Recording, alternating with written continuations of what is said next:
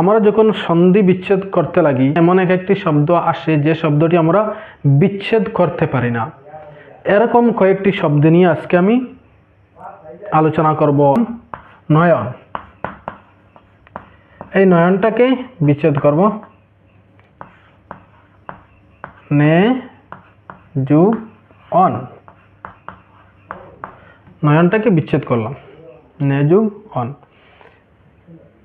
কিভাবে এখানে একার এলো আর অন্তঃস্থটা কোথায় চলে গেল, এটি একটি প্রশ্ন আসতে পারে।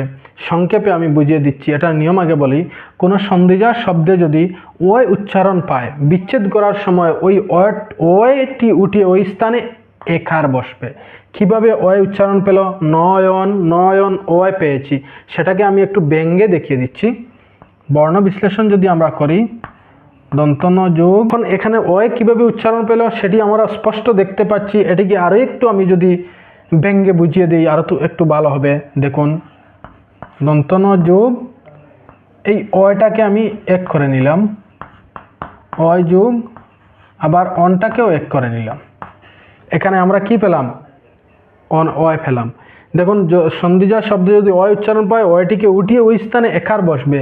তাই এখানে ও আর অন্তস্থ অ পেয়েছি, অয় উচ্চারণ পেয়েছি, তাই অয়কে আমরা কেটে নিলাম, উঠিয়ে নিলাম। ওই অয়ের জায়গাতে আমরা কি লিখে নিব? একার। অন। ভালোভাবে বুঝবেন। যদি না বুঝেন তবু কমেন্টের মাধ্যমে জানিয়ে দিবেন। আরেকটি ভিডিও আপনার জন্য আমি তৈরি করে দিব, বোঝানোর চেষ্টা করব।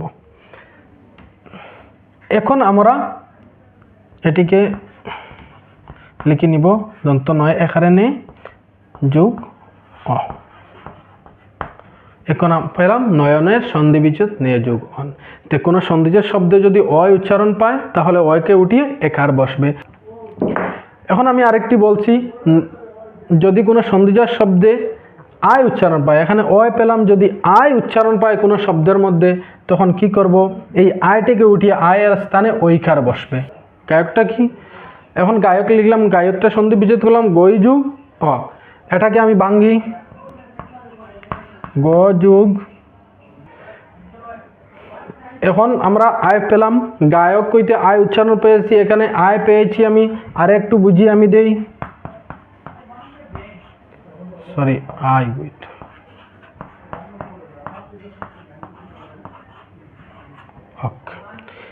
এখন এই আয়টাকে উঠিয়ে আয়ের জায়গায় কি লিখব? ঐকার।